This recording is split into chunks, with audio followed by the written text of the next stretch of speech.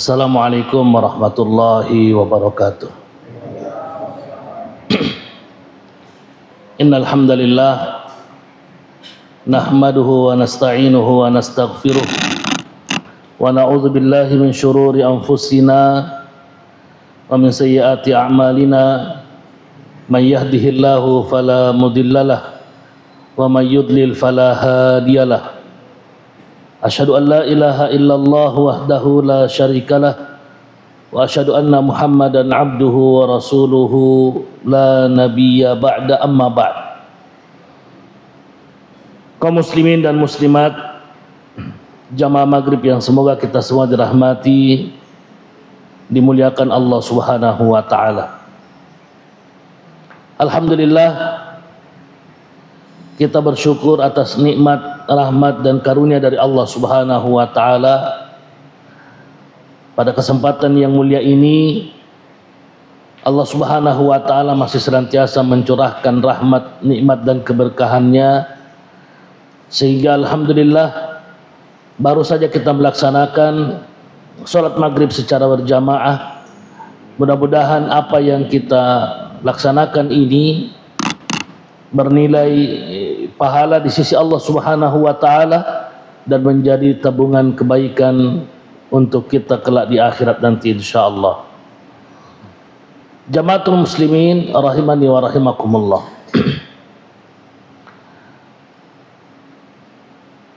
Di dalam Al-Qur'an di antara satu daripada beberapa metode pendidikan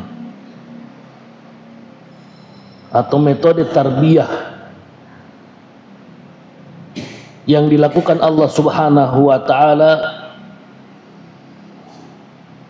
untuk membina umat ini, di antaranya adalah dengan menggunakan metode kisah.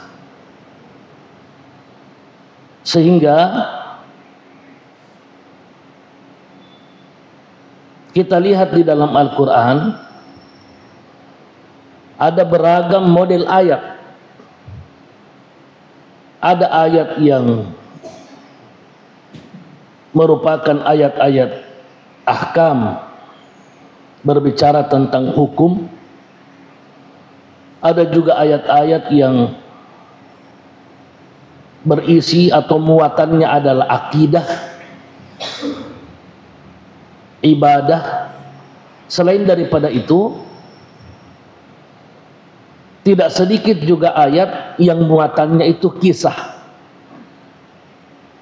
yang berisi tentang kisah-kisah nyata dari orang-orang terdahulu untuk kita ambil ibrah dan pelajarannya. Pada kesempatan ini kita mencoba untuk merenungkan satu kisah yang disebutkan Allah Subhanahu wa taala dalam surat Al-Buruj. Allah berfirman, was-sama'i dzatil buruji wal yaumil ma'ud wa syahidi wa mashhud. Demi langit yang mempunyai gugusan-gugusan bintang, wal yaumil ma'ud, dan demi hari yang dijanjikan, wa syahidi wa mashhud, dan yang menyaksikan dan yang disaksikan. Ini sumpah-sumpah Allah Subhanahu wa taala yang Allah bersumpah, bebas bersumpah dengan apa saja dari makhluknya, karena dialah pencipta. Berbeda dengan kita, kita tidak boleh bersumpah kecuali hanya dengan nama Allah Subhanahu wa taala. Allah Subhanahu wa taala kemudian melanjutkan, qutila ashabul ukhdud, binasa dan terlaknatlah orang-orang yang membuat parit. An-nari dzatil waqud, yang dinyalakan di dalam parit itu api berkobar. Idhum 'alaiha qu'ud, ketika mereka sedang duduk asik di sekitar parit yang berkobar api di dalamnya. Wahum ala ma yaf'aluna bil mu'minina syuhud, sedangkan mereka itu menyaksikan apa yang mereka perbuat terhadap orang-orang beriman. Sampai di sini Allah Subhanahu wa taala memberikan gambaran bahwa dahulu ada peristiwa yang dikatakan Allah Subhanahu wa taala peristiwa itu menjadikan orang-orang yang melakukan atau orang-orang yang membuat parit itu dilaknat dan diancam kebinasaan oleh Allah Subhanahu wa taala. Kisahnya seperti apa? Di dalam hadis Nabi sallallahu alaihi wasallam diriwayatkan oleh sahabat Suhaib, dan hadis ini banyak dikutip oleh para ulama-ulama tafsir bahwa inilah yang dimaksudkan Allah Subhanahu wa taala berkaitan dengan kisah Ashabul Ukhdud. Jadi dahulu kata Nabi sallallahu alaihi wasallam, ada seorang raja yang berkuasa dengan zalim. Seorang raja yang berkuasa dengan zalim. Dia memerintah dengan penuh kezaliman dengan menggunakan kekuatan seorang tukang sihir yang merupakan tangan kanan daripada raja dalam berkuasa, sehingga apapun yang tidak dikehendaki oleh raja, maka tukang sihir ini kemudian menggunakan sihirnya untuk membinasakan orang-orang yang menentang raja. Kemudian tukang sihir ini berpesan kepada raja bahwa, raja, saya sudah tua, saya rasa umur ini tidak lama lagi, maka berikanlah saya seorang anak kecil yang cerdas, yang kemudian saya bisa jadikan kader untuk melanjutkan ilmu-ilmu sihir saya ini ke depan. Maka raja pun kemudian mempersiapkan dipilih seorang anak kecil yang cerdas, kemudian untuk diajarkan sihir. Sehingga dia setiap hari, anak kecil ini setiap harinya datang ke rumah tukang sihir untuk belajar sihir. Di tengah perjalanan menuju rumah tukang sihir ini, anak kecil ini melewati rumah seorang rahib. Rumah seorang rahib, yaitu ahli agama, seorang kiai atau seorang alim dalam agama. Anak kecil ini tertarik dengan kata-kata yang selalu diucapkan oleh rahib, oleh seorang alim ini. Akhirnya dia lebih senang, lebih tenang, lebih nyaman perasaannya berbicara dengan seorang alim ini daripada berbicara dengan tukang sihir. Sehingga setiap kali datang ke tukang sihir, dia terlambat dipukuli sama tukang sihir. Akhirnya dia mengeluh kepada rahib, kepada alim. Aduh, saya tidak bisa kayaknya begini terus. Kalau saya datang terlambat, saya dipukuli. Rahib ini mengatakan begini, kamu sampaikan kepada tukang sihir kalau kau terlambat, bahwa saya punya kerjaan banyak di rumah.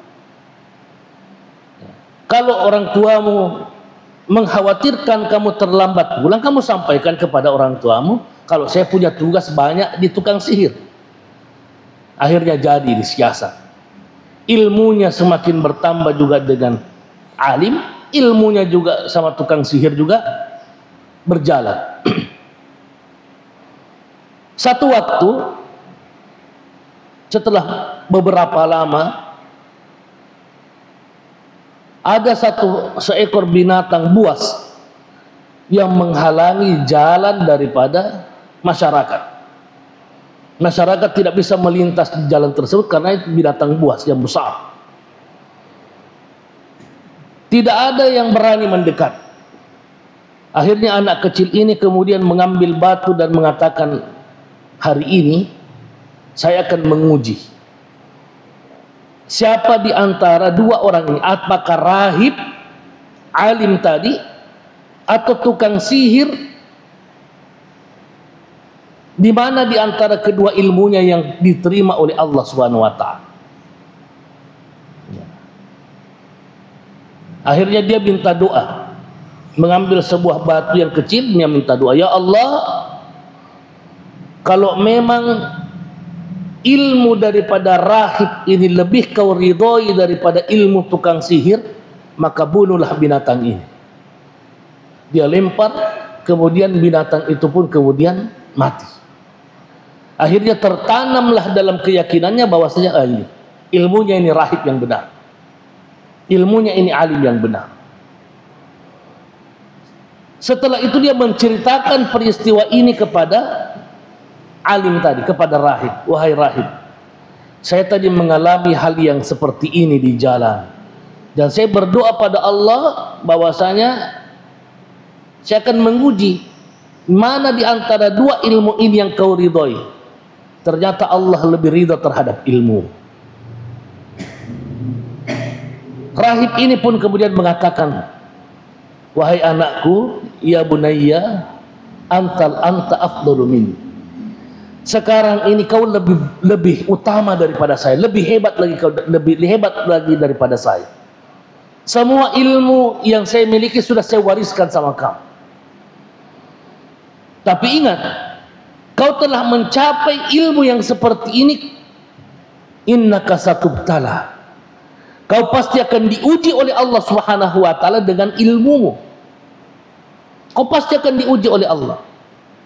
Tidak mungkin Allah memberikan ilmu seperti ini kepadamu tanpa kau diuji. Dan saya minta kalau kau diuji jangan pernah menyebut-nyebut saya. Karena kondisi pada saat itu tidak memungkinkan seorang untuk menampakkan imannya, karena dia berhadapan dengan penguasa yang kafir, yang zalim. Akhirnya Allah Subhanahu wa taala memberikan karamah kepada anak ini, bisa menyembuhkan orang yang berpenyakit kulit, bisa menyembuhkan orang yang buta. Sampai kabar kepada seorang sahabat dekat daripada raja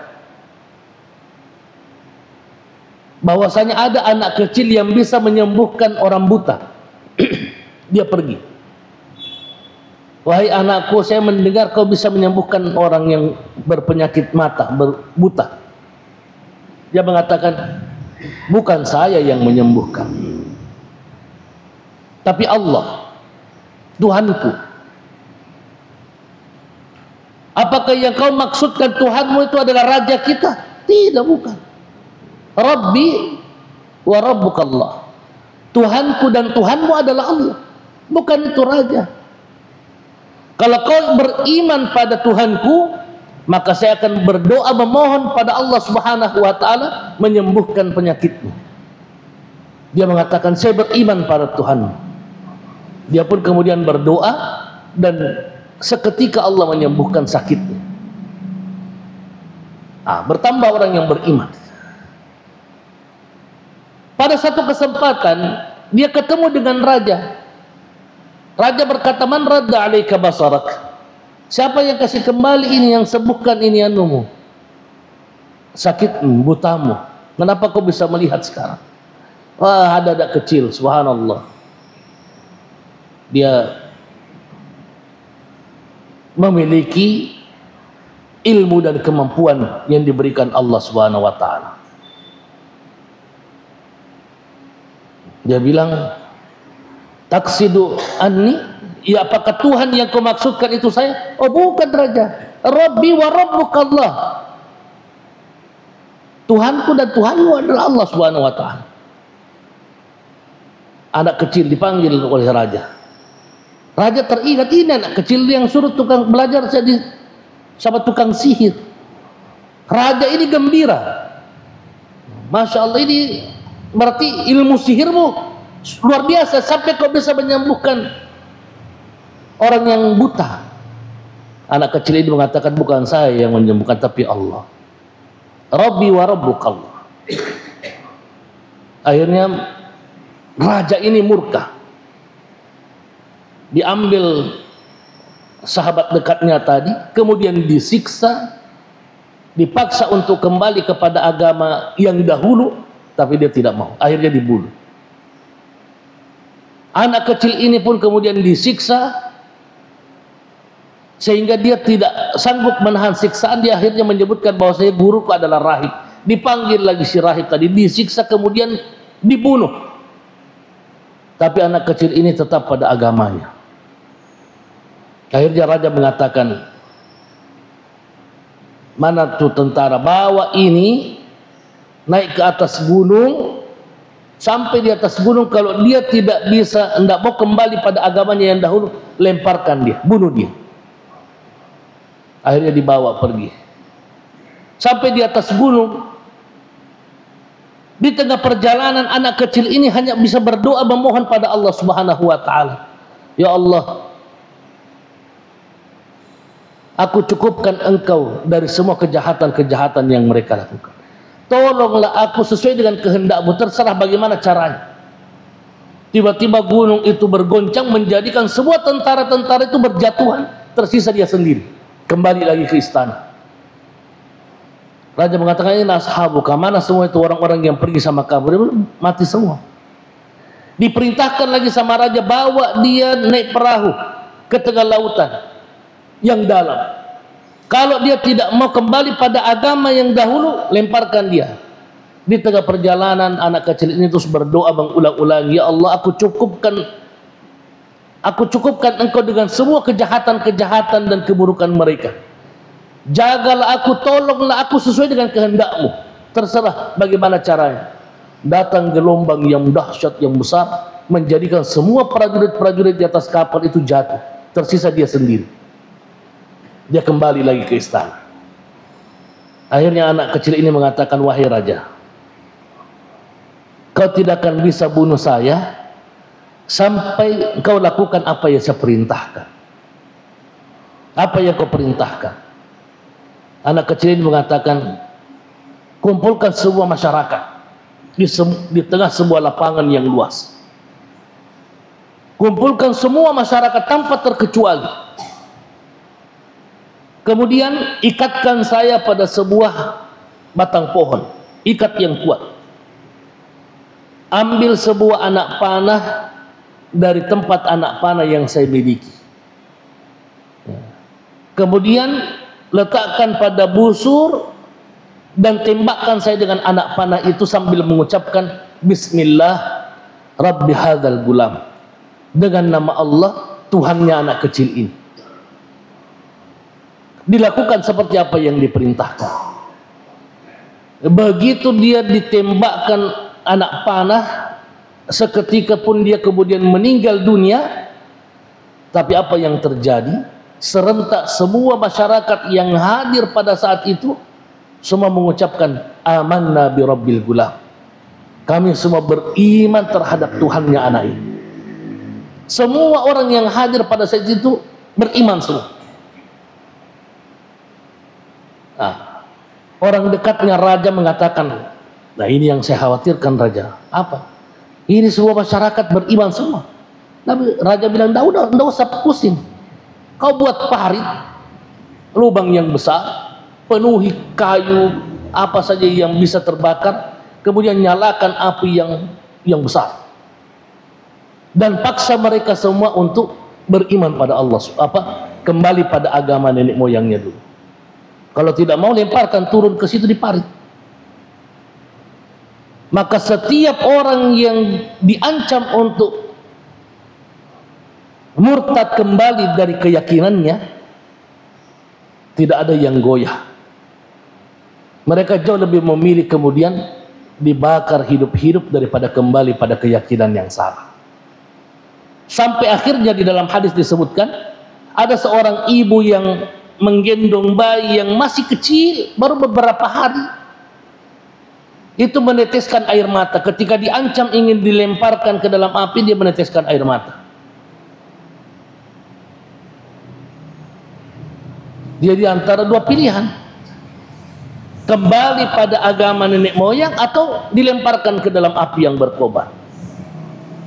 Ketika dia menangis, anak kecil itu pun kemudian dengan izin Allah Subhanahu wa taala berbicara. Dia mengatakan, ya ummah, Isbiri ya ummah fa innaki 'alal haq. Wahai ibu, bersabarlah karena sesungguhnya kau berada dalam kebenaran. Dilemparkan masuk ke dalam lubang yang di dalamnya api yang berkobar. Inilah yang disebutkan Allah Subhanahu wa taala, qutila ashabul ukhdud. Binasalah atau celakalah orang yang membuat parit. Membuat parit yang di dalamnya api yang berkobar.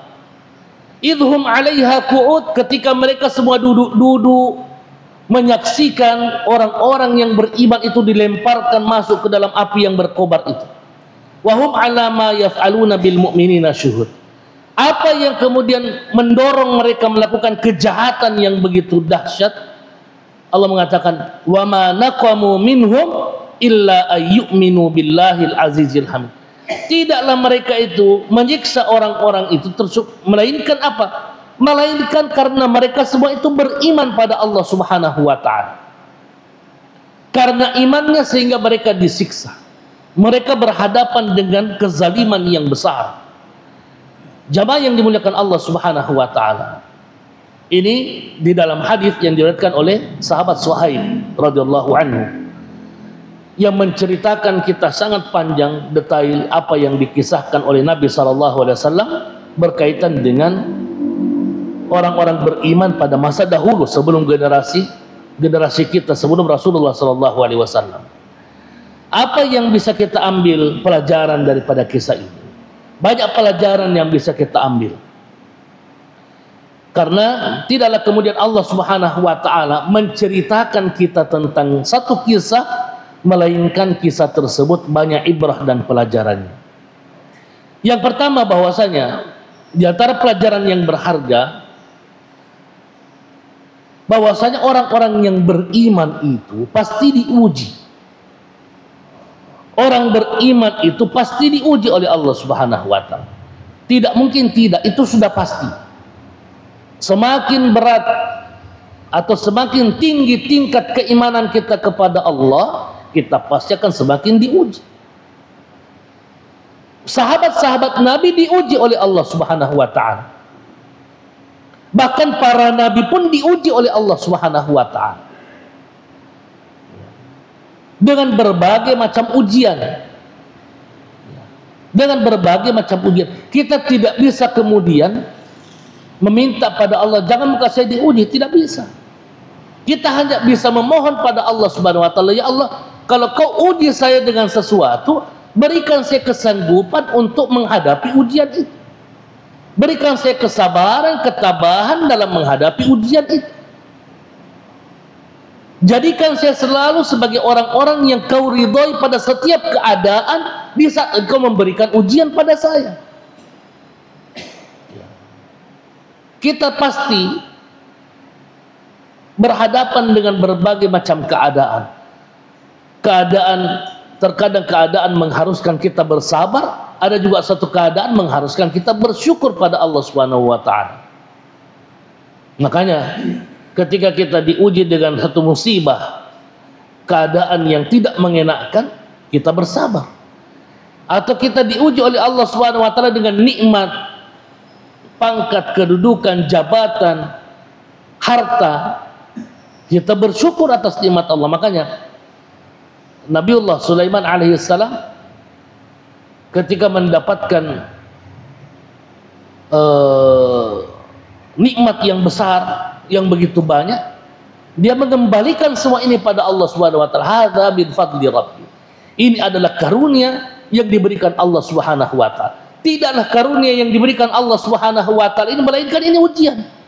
Apakah saya ini bisa mensyukuri nikmat ini, atau malah justru sebaliknya, saya kufur terhadap nikmat yang diberikan Allah Subhanahu wa taala. Jamaah yang dimuliakan Allah, makanya Allah Subhanahu wa taala mengatakan, "Wa laqad fatanna alladzina min qablihim fala ya'lamanna Allahu alladzina sadaqu wa la ya'lamanna al-kadzibin."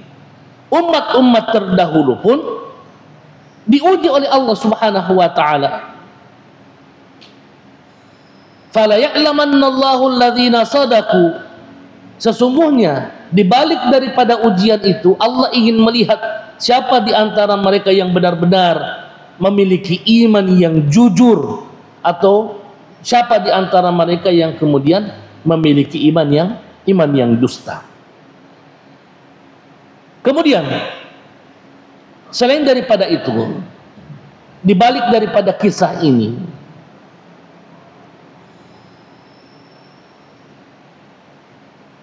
Allah Subhanahu wa ta'ala memberikan pelajaran kepada kita bahwa terkadang tamaknya seseorang atau keinginan besar seseorang terhadap kekuasaan, keinginan besar seseorang terhadap kedudukan, popularitas, harta, itu menjadi penghalang hidayah Allah Subhanahu wa ta'ala.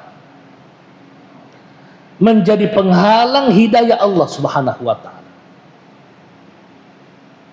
Tamaknya seseorang terhadap harta, tamaknya seseorang terhadap popularitas, kedudukan, pengaruh di tengah-tengah masyarakat, itu bisa menjadi penghalang besar hidayah Allah Subhanahu wa ta'ala. Kita lihat dari kisah tadi, betapa seorang raja ini itu sudah dibutakan matanya, dibutakan hatinya untuk melihat kebenaran, dibutakan hatinya untuk melihat tanda-tanda kebesaran Allah Subhanahu wa ta'ala. Berulang kali diperlihatkan kepadanya tanda-tanda kebesaran Allah Subhanahu wa ta'ala, tapi dia masih tetap berada pada kejahatannya, dia masih tetap berada pada kezalimannya. Semua yang terjadi di hadapan dia itu tidak sanggup membuka mata hatinya bahwa ini kebenaran. Kebenaran itu datangnya dari siapa saja. Kita tidak boleh gengsi kalau kemudian ternyata kebenaran itu dibawa oleh seorang anak kecil, atau mungkin seorang yang membawa kebenaran itu kebetulan orang yang kita tidak senangi. Tapi jangan menolak kebenarannya karena orang yang membawa kebenaran. Jangan menolak kebenaran karena orang yang membawa kebenaran. Itu tidak benar. Ya. Sehingga kebenaran itu, siapapun, bahkan seorang pemimpin, kita harus juga menunjukkan ketundukan as-sam'u wa ta'ah terhadap seorang pemimpin. Meskipun ternyata pemimpin itu adalah seorang budak dari Habasyah, kata Nabi SAW. Ya. Jadi ini pelajaran yang berharga. Seorang yang tamak terhadap kekuasaan, seorang yang dibutakan hatinya terhadap dunia, cinta dunia, cinta materi, cinta jabatan, pangkat dan popularitas, semuanya itu menjadi penghalang hidayah. Ya, tidak sanggup hidayah Allah itu masuk ke dalam hatinya karena dibutakan oleh pangkat, jabatan. Apa nanti tidak bilang orang, apa nanti tidak bilang ini masyarakatku kalau saya begini, tunduk sama anak kecil misalnya. Ya. Rasa gengsinya sampai berulang kali ketika dia memerintahkan seluruh prajuritnya, bawa dia naik ke atas gunung, ternyata Allah membuktikan kebesarannya, anak itu pulang kembali tidak jadi mati. Bawa lagi ke tengah lautan, ternyata Allah Subhanahu wa ta'ala mengizinkan anak itu pun kemudian selamat kembali lagi ke istana. Itu pun tidak sanggup menjadikan, atau paling tidak dia berpikir-pikir, kenapa bisa? Apa memang terjadi? Kayaknya tidak mungkin ini kebetulan saja. Masa hanya kau sendiri yang selamat? Ya. Ternyata semua tanda-tanda kebesaran Allah itu menghilangkan akal sehatnya di dalam berpikir. Sehingga apa yang dia lakukan? Dia jauh lebih memilih kekuasaan yang fana daripada akhirat yang kekal. Dia jauh lebih memilih berada pada gelapnya kezaliman, gelapnya kekufuran, dibandingkan menerima cahaya Allah Subhanahu wa ta'ala yang dikatakan oleh anak kecil, Rabbi wa Rabbukallah, Tuhanku dan Tuhanmu Allah, bukan siapa-siapa. Saya pun ini bukan saya yang bisa menyembuhkan sakit, bukan saya yang bisa menyembuhkan orang yang sakit, bukan saya yang bisa memberikan petunjuk kepada siapa saja yang ingin mendapatkan tidak, tapi Allah, Rabbi wa Rabbukallah. Tapi itu tidak sanggup membuka mata hati daripada penguasa yang zalim ini. Makanya di dalam hadis tadi dikatakan pada waktu Jumat tadi, sebagaimana diriwayatkan oleh sahabat Ka'ab bin Malik radhiyallahu anhu, Rasulullah sallallahu alaihi wasallam bersabda, "Ma dhi'bani ja'i'ani ursila fi ghadamin bi afsada laha min hirsil mar'i 'alal mal wasyarafi li dinihi." Tidaklah dua ekor serigala yang lapar dilepaskan di tengah kawanan kambing-kambing, ya, itu lebih merusak dibandingkan ambisi seseorang terhadap harta, dibandingkan dengan ambisi seseorang terhadap kekuasaan, terhadap agamanya. Jadi keberadaan orang-orang yang cinta dunia, keberadaan orang-orang yang cinta harta, cinta terhadap kekuasaan, itu daya rusaknya terhadap agama lebih besar dibandingkan serigala lapar yang dilepaskan di tengah-tengah kawanan kambing. Jamaah yang dimuliakan Allah Subhanahu wa taala. Kemudian selain daripada itu, dari kisah ini juga kita diberikan pelajaran yang berharga oleh Nabi sallallahu alaihi wasallam, bahwasanya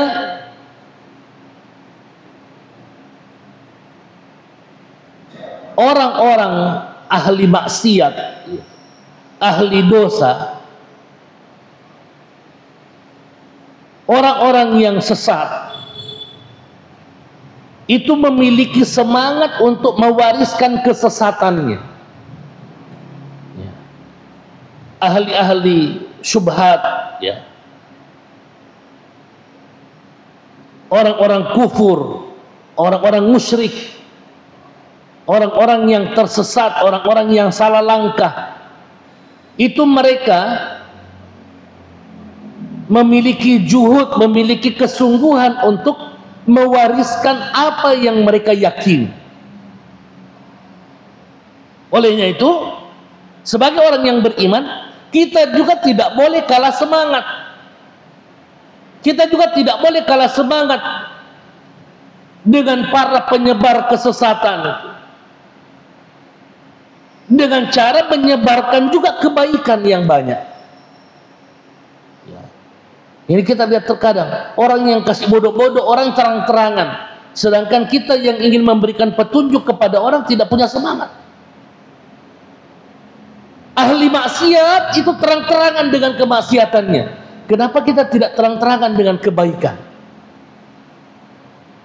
Ya, kita kalah iklan. Orang-orang yang nyata sesatnya itu menyebarkan kesesatan dengan membayar dan mengeluarkan uang untuk menyebarkan kesesatan. Kita di dalam menyebarkan kebaikan tidak mau keluarkan uang. Ya, coba lihat iklan-iklan sesat itu, atau produk-produk haram mereka iklankan, bahkan terkadang untuk menyebarkan menyebarkan fitnah mereka, menyebarkan kesesatan mereka. Itu terkadang mereka menyewa konsultan. Tapi kita di dalam menyebarkan kebaikan kita kalah semangat. Kalah semangat. Mereka menggunakan berbagai macam cara, berbagai macam upaya demi untuk menyebarkan kesesatan-kesesatan mereka. Sedangkan kita berpikir untuk kaderisasi saja tidak sempat. Kita lihat tukang sihir ini. Tukang sihir ini merasa bahwa ilmunya penting, karena dia merupakan tangan kanan raja di dalam berkuasa. Sehingga dia menasihatkan raja, ya raja, Jangan sampai mati karena tidak ada kaderku, tidak ada kader pelanjut. Ini masalah. Ini nanti kekuasaanmu terancam, kerajaanmu ini terancam, dinastimu ini terancam. Bagaimana caranya? Siapkan kader, anak kecil yang cerdas, otaknya cerdas, sehingga kalau saya ajar cepat dia terima pelajaran. Kau bagus. Raja pun kemudian memilih. Tukang sihir ini berpikir kaderisasi, bahwa nanti kalau saya meninggal dunia ada yang melanjutkan ini, ada yang melanjutkan sihir. Kita tidak sempat berpikir kaderisasi ya. Sehingga ketika seorang alim meninggal dunia tidak ada pelanjutnya. Seorang imam meninggal dunia tidak ada pelanjutnya.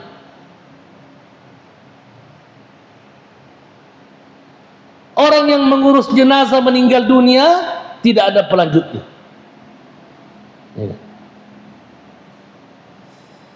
Tidak ada, kita tidak sempat berpikir kaderisasi.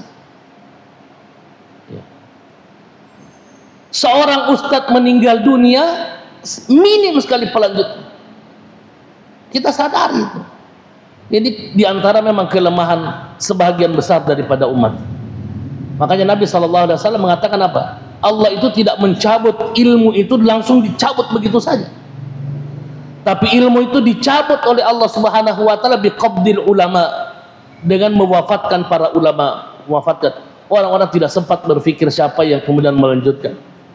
Seorang ahli hadis meninggal dunia, tidak ada orang, minim sekali orang-orang yang bermunculan tentang pakar-pakar hadis. Seorang ahli fikih meninggal dunia, minim sekali orang. Sangat sedikit orang yang ingin belajar fikih sehingga dia menjadi alim, menjadi faham tentang hukum-hukum Allah Subhanahu wa taala. Kalau menjadi mubalik banyak, menjadi penceramah banyak. Tapi penceramah yang faham fikih sedikit sekali. Karena tidak ada orang yang berpikir generasi, tidak ada orang yang berpikir kaderisasi. Yang dikasih masuk di dalam pesantren itu anak-anaknya yang tidak diterima di sekolah-sekolah negeri, baru dikasih masuk pesantren. Tapi Ustaz, kumbala namanya saya anakku ya. Kenapa ia makumbala bawa ke pesantren? Ada lagi yang bilang, kenapa kasih masuk anakmu di pesantren? Nah pintar. Terus yang bodoh pun kasih masuk di pesantren. Bagaimana mau belajar hadis? Bagaimana mau belajar fikih? Yang sudah tidak diterima di sekolah-sekolah negeri dibawa. Gurunya mengajar tidur. Disuruh menghafal Quran 1 minggu 1 halaman. Tidak bisa. Ini tukang sihir di zaman dahulu, jauh sebelum Islam datang. Tukang sihir bilang, carikan ke anak kecil yang cerdas otaknya, supaya saya bisa ajarkan dia sihir. Tak bisa. Di saat ahli maksiat ini dengan semangat menyebarkan kemaksiatannya, dengan semangat kemudian mewariskan ilmu sesatnya, kita ini umat Islam berpikir kaderisasi tidak sempat. Berpikir tentang ilmu syariat tidak sempat. Kita lihat di universitas-universitas paling sedikit pendaftarnya jurusan syariah, paling sedikit pendaftarnya jurusan tafsir, paling sedikit pendaftarnya jurusan hadis. Tidak masuk sebagai jurusan yang populer, yang diminati. Tapi kalau jurusan ini sampai rela membayar ratusan juta, yang penting masuk di situ. Kalau jurusan ini banyak, kenapa? Masa depannya cemerlang. Karena yang dipikir cuma masa depan dunianya, tidak dipikir tentang masa depan akhirat. Tidak berpikir tentang dakwah, tidak berpikir tentang kemaslahatan umat. Padahal subhanallah, kata Nabi SAW, la ayyahdiyallahu bika rajulan wahidan khairun laka min humurin na'am. Kalau Allah dengan tanganmu memberikan satu saja orang hidayah melalui tanganmu, itu jauh lebih baik daripada kau memiliki kendaraan dan onta yang merah. Onta merah itu harganya miliaran. Itu jauh lebih baik, jauh lebih mulia. Kita bayangkan saja, kita mengajarkan orang ini ilmu, dia berilmu melalui kita, subhanallah. Kita mengajarkan seseorang ini Al-Quran, kemudian dapat hidayah karena melalui tangan-tangan kita. Tidakkah kemudian kita bahagia? Ya. Ini yang menjadi kelemahan sebagian daripada kaum muslimin. Ya. Jamaah yang dimuliakan Allah Subhanahu wa taala.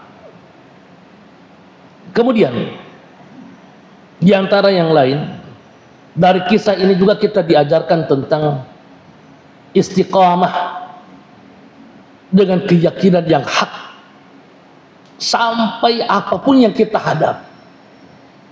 Keyakinan kita itu tidak boleh berpaling. Buktikan kesabaran kita di dalam menghadapi tantangan-tantangan dakwah. Buktikan kesabaran kita di dalam menghadapi tantangan-tantangan perjuangan. Buktikan pada Allah kesabaran yang full, sehingga kita pun tidak sempat kemudian berpikir bahwa sabar itu ada batasnya. Tidak ada batasnya. Kesabaran itu sesaat. Jadi kalau kapan kita bilang sampai di sini sabarku, berarti kau sudah tidak sabar namanya. Ya. Resiko besar dalam perjuangan ini adalah yang paling besar, resiko yang paling besar daripada tantangan-tantangan dakwah itu apa? Kematian. Dan tidak ada juga jaminan kita tidak berdakwah, kita tidak mati. Tidak ada juga jaminan bahwasanya kita tidak berdakwah, kita tidak diuji juga. Sehingga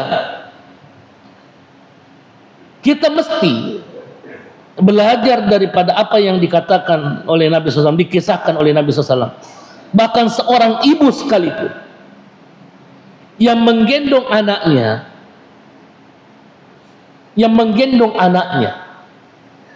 dihadapkan dengan pilihan, mau kembali pada agamamu yang dahulu atau tidak, kau dilemparkan ke dalam api. Subhanallah. Ini karamah dari Allah Subhanahu wa taala. Anak kecil itu pun kemudian memberikan nasihat kepada ibunya, "Isbiri ya ummah, fa innaki 'alal haq." Sabarlah wahai ibu, sesungguhnya kita ini berada dalam kebenaran. Kita ini jamaah yang bilang, belum diuji seperti ujian yang diberikan orang-orang terdahulu. Dahsyat ujian mereka di dalam menyatakan kebenaran, di dalam memperjuangkan agama Allah SWT, di dalam menegakkan al-haq, menegakkan sunnah Nabi SAW, di dalam beragama secara kafah. Kita pasti akan mendapatkan tantangan yang berat, bukan dari orang lain, dari terkadang tantangan itu dari keluarga sendiri, ya. Sehingga terkadang kita dihadapkan dengan pilihan-pilihan yang berat. Di saat kita ingin konsisten mempertahankan agama Allah, hidup sesuai dengan sunnah Rasulullah SAW, atau kita ini hidup bertentangan dengan keluarga kita, bertentangan dengan sahabat kita, bertentangan dengan orang-orang yang tidak seakidat, tidak sependapat, tidak semanhaj dengan kita. Padahal sudah nyata kita mengikuti Allah ujungnya jelas, kita tidak mengikuti Allah ujungnya juga sangat jelas. Ya. Ini kata Nabi SAW. Ada seorang sahabat datang kepada Rasulullah SAW. Ketika itu Nabi SAW tidur-tidur di bawah bayangan-bayangan Ka'bah. Tidur di bawah bayangan Ka'bah. Fasyakawna ilaihi fakulna ala tastansiru lana, ala tad'ullaha lana. Kami pun datang mengeluh kepada Nabi SAW, ya Rasulullah, tidakkah kau itu minta doa supaya kita dibenangkan Allah? Tidakkah kau itu minta doa supaya kita ini dimenangkan? Satu kali saja kau minta doa, semua orang musyrik ini beriman semua. Atau kita ini tiba-tiba langsung menang dengan doamu. Apa kata Nabi sallallahu alaihi wasallam? Fajalasa muhammiran wajhuh. Nabi SAW pun kemudian duduk, wajahnya merah. Apa kata Nabi? Qad kana min qablikum yu'khadhu ar-rajul fayuhfaru lahu fil ard thumma yu'ta bil minshar fayuj'alu ala ra'sihi fayaj'al firqatayn ma yasrifu dhalika an dini. Ada orang, kata Nabi, yang beriman sebelum kita, generasi terdahulu. Itu karena dia beriman kepada Allah Subhanahu wa taala, tantangan yang dihadapinya itu luar biasa. Ada di antara mereka kemudian yang dibuatkan lubang, kemudian dikubur berdiri di lubang, kemudian ditimbun. Apa yang dilakukan orang-orang kafir? Dia meletakkan gergaji di atas kepalanya, kemudian kepalanya digergaji terbelah menjadi dua. Fala yasrifu dzalika an dini. Tapi itu pun tidak kemudian menjadikan mereka berpaling daripada agamanya. Kata Nabi SAW, saya berharap dibalik daripada perjuangan kita ini, kata Nabi SAW, suatu saat nanti akan ada orang yang jalan dari San'a menuju Hadral Maut sendirinya, dan dia tidak takut kecuali takut kepada Allah Subhanahu wa taala. Tidak takut penjahat, tidak takut perampok. Karena apa?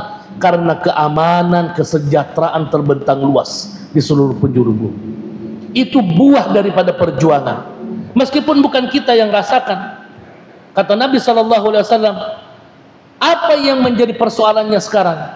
Walakinnakum ta'jalun.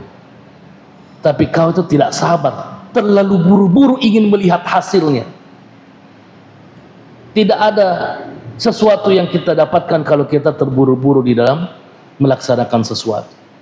Maka dari itu, jamaah yang dimuliakan Allah, ini beberapa pelajaran yang bisa kita ambil daripada kisah Ashabul Ukhdud. Mudah-mudahan apa yang kita renungkan ini diberkahi Allah Subhanahu wa taala. Mudah-mudahan Allah Subhanahu wa taala senantiasa membimbing kita, mengarahkan kita ke jalan yang diridhoinya insyaallah. Hadanallahu wa iyyakum ajmain. Assalamualaikum warahmatullahi wabarakatuh.